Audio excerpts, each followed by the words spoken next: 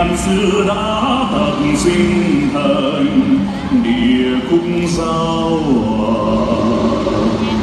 Ôi tung muốn dân lòng thành dâng lên kính trời cao để non nước này mãi vườn sinh.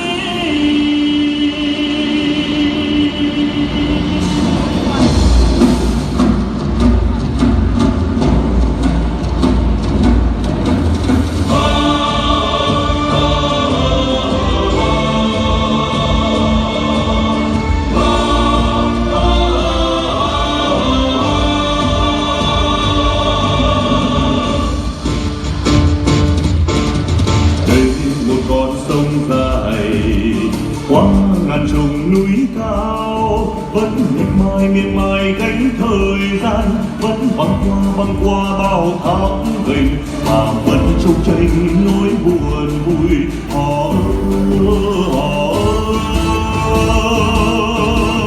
Nghe một tiếng từ đồng, nghe một dòng thác reo giữa chập trùng núi cao, giữa mênh mang mây trời mà dưng cõi lòng ta về đâu về đâu.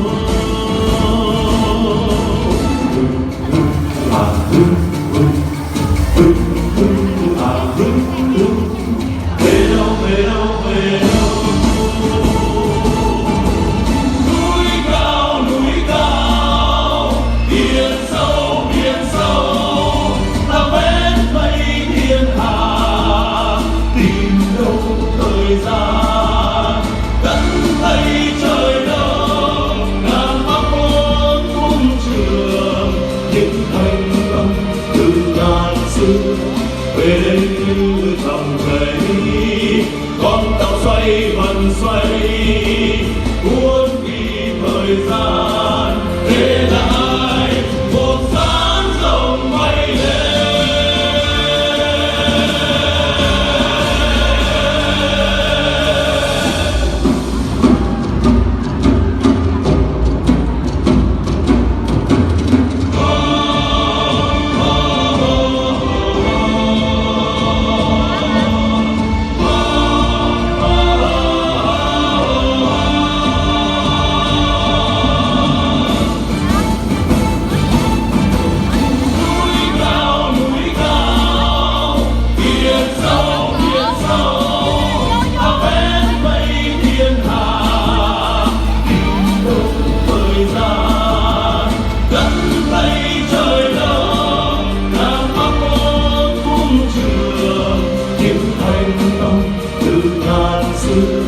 Về đây như dòng chảy, con tàu xoay vần xoay cuốn đi thời gian, để lại một dáng rồng bay lên.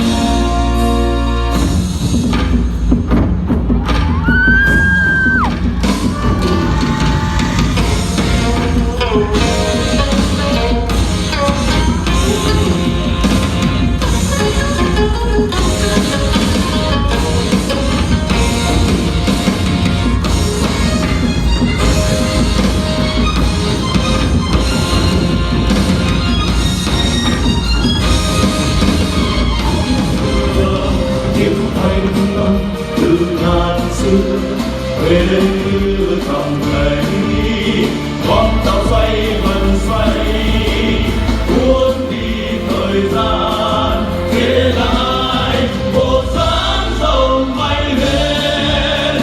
Con tàu xoay vần xoay cuốn đi thời gian, để lại một dáng rồng bay lên, một dáng rồng bay lên, một dáng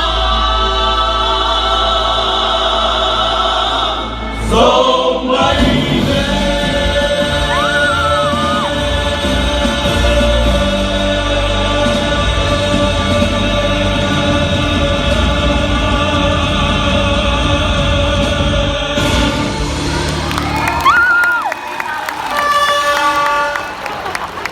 Tiếp nối chương trình đơn ca Ngày Xuân Long Phụng.